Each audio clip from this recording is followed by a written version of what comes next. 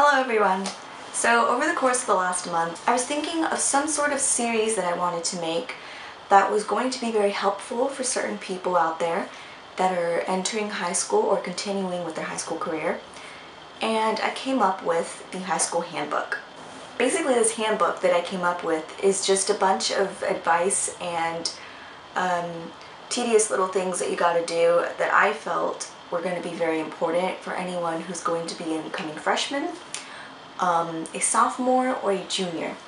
Now, because I haven't experienced my senior year quite yet, I can't exactly give that advice. So in a general stance of what everything is going to be, it's basically things that I wish I would have done in my previous years of high school, or things that I highly recommend that you do, things that I highly recommend that you don't. And I hope that you guys really get something out of it and that it helps you out. So let's get into it. Freshmen, do not worry about the horrors depicted to you by the media. We're going to leave behind the awkward transition phrases, bad friends, and old enemies.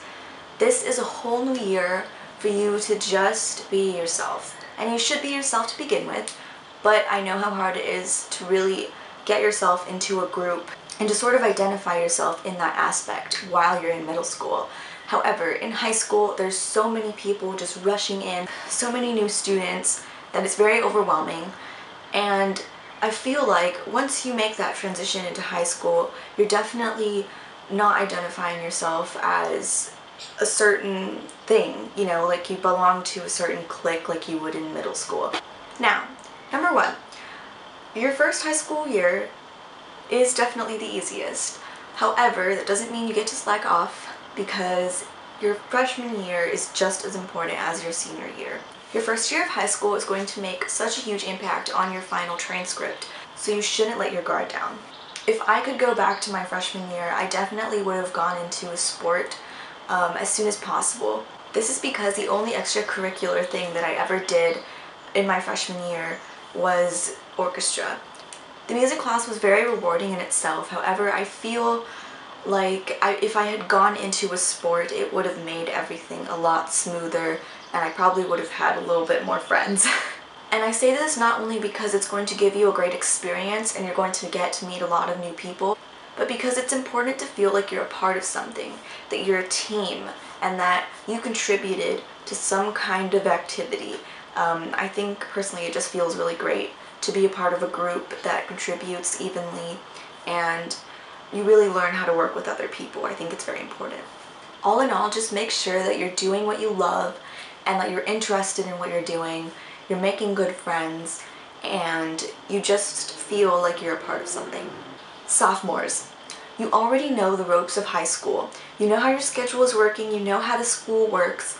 This is the time to really get over with the classes that you feel you're not comfortable with taking. For example, the classes that I personally did not like to take, PE, health, that one math class that you really just want to get out of the way. I highly recommend that you just get them out of the way so that you can make room to do things that you like later on in the year, or perhaps in the next school year.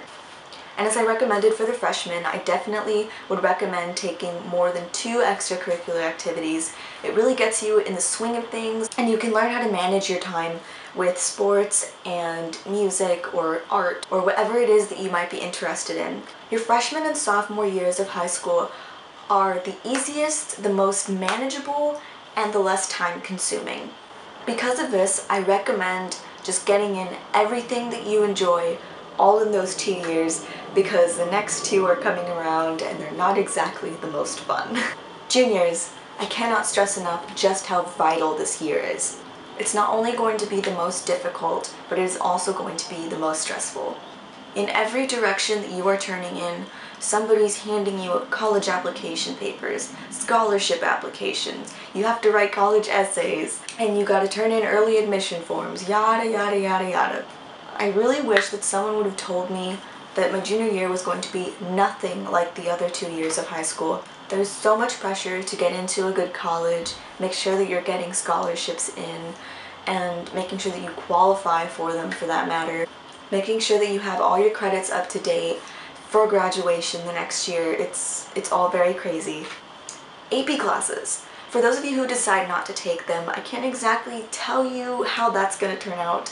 I know there's probably less homework and a little bit, I mean not even a little bit, there's way less of a stress level compared to those who do take them.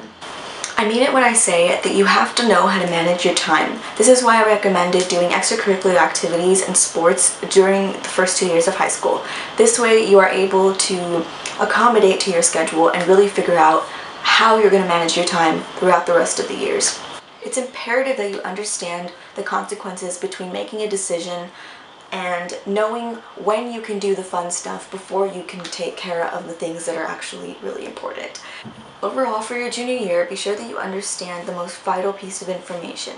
Do not slack off, do not give up, and most certainly do not catch the most vital virus that there is, senioritis. Because once it hits, there's no going back. Thank you guys so much for watching. I really hope that you got something out of airplanes. Thank you so much. Are you done? Cool. Okay. Thank you guys so much for watching. I really hope that you got something out of this and that it really helped you out for whatever year that you might be going into, or perhaps you're just reflecting on how you could have done things differently. So thank you guys so much for watching, and I will catch you guys next time. Bye!